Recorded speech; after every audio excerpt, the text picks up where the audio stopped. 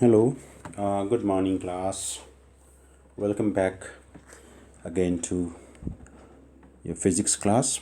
So, as you see on your screen, chapter number 5, heat and temperature. So, this is the new chapter which we are going to begin today.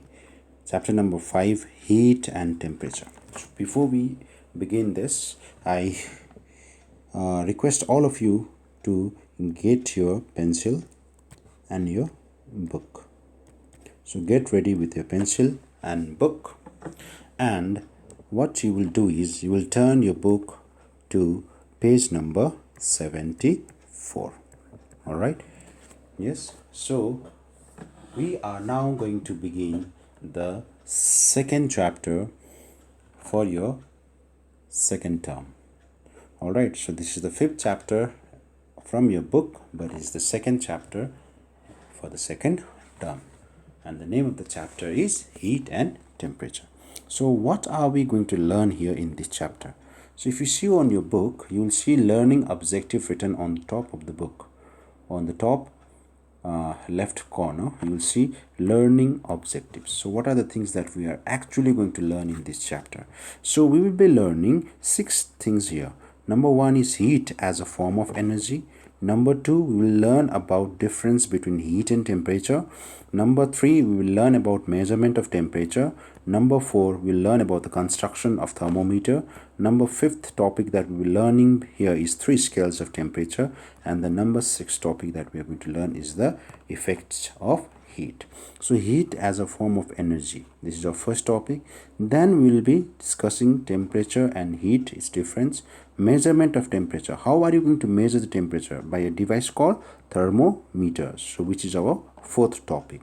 Then what is the unit in which you measure temperature is our fifth topic. That is the 3 scales. 3 scales are Kelvin, degree Fahrenheit and degree Celsius. We'll be learning about these 3 scales of temperature, and lastly we'll be learning about the effects of heat. All right, so today we will be just covering the first topic from your book, from your page number 74, that is heat as a form of energy. So we'll be learning that actually heat is a form of energy, or you can say that heat is a energy. Heat is an energy. All right, so the topic is heat as a form of energy. So whenever I say you to underline, please underline it. Okay, now please underline here, heat is a form of energy which causes the sensation of hotness or coldness in our body. So heat actually tells us how hot or cold a body is. A body is a hot body or it's a cold body. It's defined by this term called heat. Suppose if you touch ice, you'll feel cold, but if somebody gives you a cup of tea,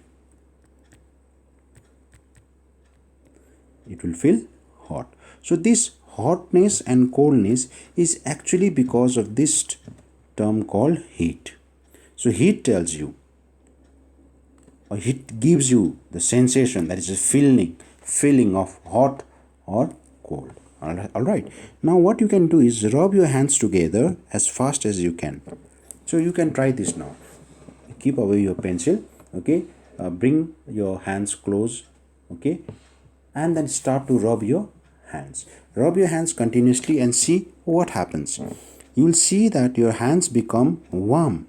Here friction is generating the heat. So when you are rubbing the hand, see here this boy is rubbing his hand. So when his hands are rubbed on each other, what happens? Frictions come into action. So this friction, okay, which opposes the motion here between the two palms, okay, is the cause of heat. So that is why you feel warm when you rub your hand. So work is done when hands are rubbed together, and the energy required for doing this work what comes from the food which you have ate. So see, the food that you have eaten, it goes to the stomach, it's digested, and the energy is what supplied to different parts of the body, and that energy is actually helping you to rub the hand, and in turn producing the heat energy. All right, so if you rub 2 pieces of iron or a stone, they also become warm. So it's not only our hand. If you rub any two surfaces, it becomes warm. So the saw which is used to cut for cutting wood becomes warm during the process. So in these cases, mechanical energy is converted into heat energy in overcoming the friction. So you have seen a saw भनेको चाहिँ आरी. Yes, the carpenters use. So suppose say this is your saw. So when you are cutting the wood with this saw moves along the wood. Yes or no? To and fro motion is there. So this mechanical energy of this saw is being converted into heat energy. Are you getting my point? Yes. So basically what I'm trying to say is that anything, okay, which are rubbed against each other, they produce heat energy. Why? Because of the friction which comes into action when the two bodies are sliding over each other. So that is why when you were rubbing your hands were sliding on one another. Similarly, you can take hood, rub the hood together, you'll feel it becomes warm. So see, actually in early days when there were no matchsticks, how the people used to burn fire? By rubbing the hoods. They used to rub the hood on top of another hood, okay, in such a way that because of this friction, okay, they used to produce fire. Are you getting my point? So how is heat being generated here? Because of the mechanical energy, okay, because you are moving something on one another. So this mechanical, see, the movement, the motion in these two objects is causing some mechanical energy there, isn't it? So this mechanical energy is actually converted into heat. All right. So when candle burns, in the next paragraph you see, when candle burns in air, chemical energy is converted into heat energy, because you know candle is made up of wax. So this wax is actually a chemical, isn't it? So this chemical is burning and giving you heat energy. So when coal, wood, petrol or kerosene are burnt, heat is produced. How? Because this coal, wood, petrol, kerosene, they are all fossil fuels. What do we call to them? Fossil fuels, because these are the fuels that come from fossils. Understand? So the chemicals stored in coal, chemicals stored in wood, chemicals stored in petrol, chemicals stored in kerosene is actually converted into heat energy. Understand? When you are burning them. So you can say that energy in fuels gets converted into heat energy. In an electric bulb, electrical energy is converted into light and energy. So here you see that in the night at your home, you switch on the light. Means when you are switching on, what is happening? The electricity is converted into light. Isn't it? Electricity is being converted into light. Yes, and that is why you get light in the dark, in the night. But if you touch the bulb, you will feel that the bulb is little bit hotter, it's warmer, isn't it? Means that electricity, some part of electricity is now converted into heat energy. All right, are you getting my point? So now what I'm actually trying to say here is that when you are rubbing the hand, okay, when you're rubbing the hand, the friction is producing the heat energy. When you are burning candle, the chemical energy is being converted into heat. Similarly, when you are burning coal, wood, petrol, kerosene, the chemical energy stored in them are converted into heat. Similarly, when you are switching on the electric bulb, the electrical energy is converted into light and heat. So in these all examples, what do you see? You see that heat is produced whenever some other form of energy is used up. Are you getting my point? So what I'm trying to say here is that whenever you are burning, okay, coal, petrol, diesel, wood, candle, cloth, anything, whenever you are burning, means the chemical energy stored in them is converted into heat. Are you getting my point? So to get heat, you need to understand, to get heat you have to use some other form of energy.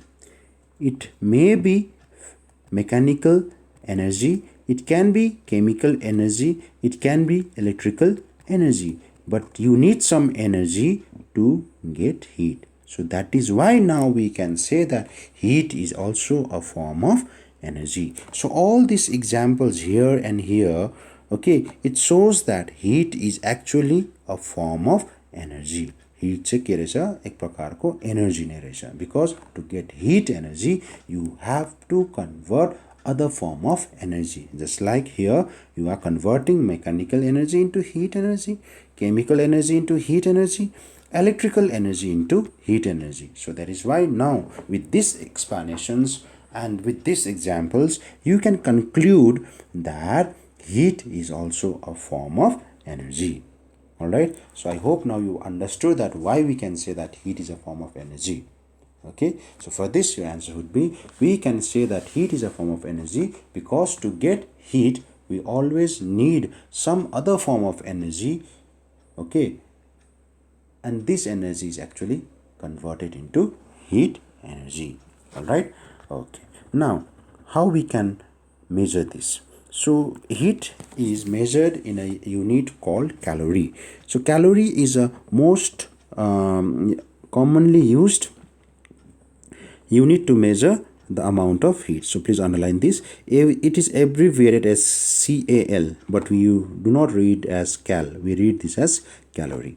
Now what is 1 calorie? You can underline from here. 1 calorie is that amount of heat which can raise the temperature of 1 gram of water by 1 degree Celsius. So when you have 1 gram of water, okay, understand, to raise 1 gram of water by 1 degree Celsius, the amount of heat energy, okay, the amount of heat energy that you require is called 1 calorie. So 1 calorie it is the amount of heat which you require to raise the temperature of 1 gram of water by 1 degree Celsius. Now a large unit of heat is called kilocalories. Okay, kilocalorie, and the abbreviation is KCal. Now we do not call it as kcal. It's not kcal, it is kilocalorie. Small k, small c, small a, small l. Kilocalorie. Now again, what is 1 kilocalorie? 1 kilocalorie is equal to 1000 calorie. Okay, 1 kilocalorie is equals to 1000 calorie. But these are what common units of heat energy. But if you want to be precise about its SI unit, then SI unit of heat energy is Joule. Joule, Joule, Joule. What is it? Joule. And what is the abbreviation? Capital letter J. So J stands for Joule.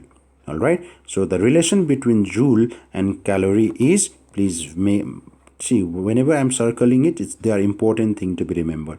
1 calorie equals to 4.2 Joule, and 1 kilocalorie equals to 4200 Joule. It's okay. So take a note of this. 1 kilocalorie equals to 4200 Joule. So from this 2 paragraphs, what you must remember is calorie and kilocalorie. They are the common units. Okay. Out of them, calorie is a smaller one, kilocalorie is bigger one. Abbreviations or short form of calorie is CAL. Short form of kilocalorie is KCAL, but you do not read them as cal or kcal. You have to read this as calorie and kilocalorie. Then you have the definition of 1 calorie. 1 calorie is that amount of heat which can raise the temperature of 1 gram of water by 1 degree Celsius. Then you have the relation of 1 calorie, kilocalorie with calorie. 1 kilocalorie भनेको चाहिँ 1000 calories. Alright, yes. So here 1000 calorie, 1 kilocalorie भनेको. So you have to mark these things and learn. Alright. And what is the SI unit of heat energy? SI unit of heat energy is Joule. And what is the abbreviation? Capital letter J. And the other important is 1 calorie भनेको चाहिँ कति रहेछ? 4.2 Joule, and 1 kilocalorie equals to 4200 Joule. So these are the things that you must remember from page number 474. Now apart from this, you have 2 more things on page number 74, that is scientist zone and fact zone. If you see on the left column of your page of your book, you will find these 2 zones there. Okay, these 2 zones are scientist zone and fact zone. Let's see what's written there. Now scientist zone. James Joule Before 1800 AD, heat was considered as a fluid. So see, you can imagine here.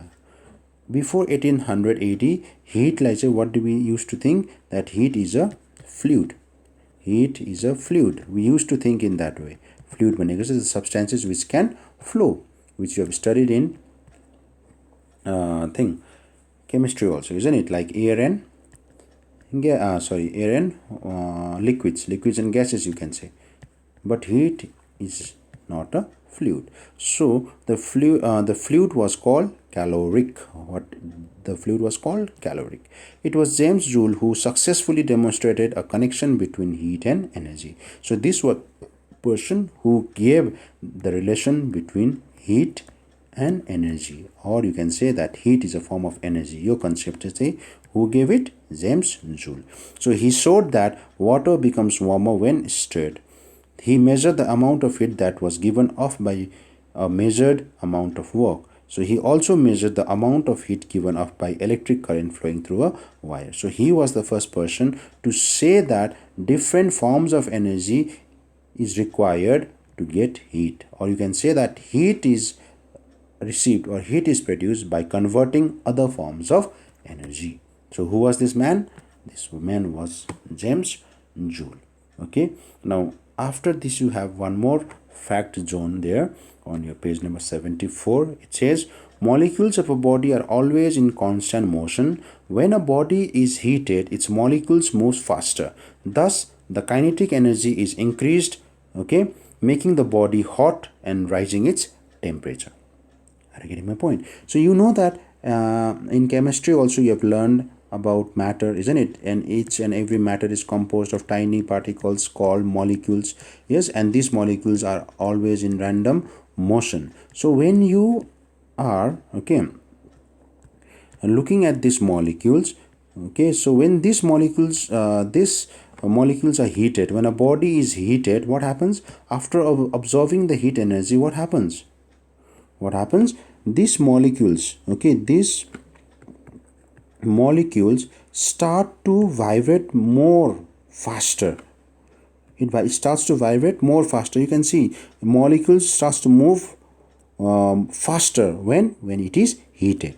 Understand? So you know that when something is in motion, I've taught you this, isn't it? When something is in motion ma hudakheri, it contains kinetic energy. So what happens when an object or a body is heated? Its molecule starts to move more faster and in turn increases its kinetic energy. So that is why it becomes hot. And when something becomes hot, its temperature starts to rise. All right. Yes, so how the body is getting heated up? Because when you are supplying heat energy to a body, the molecules present in it starts to move faster. When it moves faster, its kinetic energy increases. When kinetic energy increases, that leads to the increase in hotness of the body, and when the hotness of the body increases, its temperature rises. All right. So similarly, when heat is released, means when a body is cooled, the molecules release energy stored in them and slow down, making the body colder and decreasing its temperature. So this is the reverse. So these two paragraphs are opposite to each other. Okay, are you getting my point? So the first paragraph tells you when a body is heated, ke huncha, and this second paragraph tells you when a body is what? Cooled. Okay, not cold, it is cooled. So when a body wait for a while, when a body is cooled, okay, when a body is cooled. So these are the two paragraphs. Okay, your first paragraph later says when a body is heated, ke huncha, and how the hot temperature and hotness increases, and when a body is cold, how the body gets colder and its temperature decreases. All right, so this is it for today. After you complete this video, you'll get some notes based on this explanation. Copy it and learn. All right, so that's it for today. Thank you.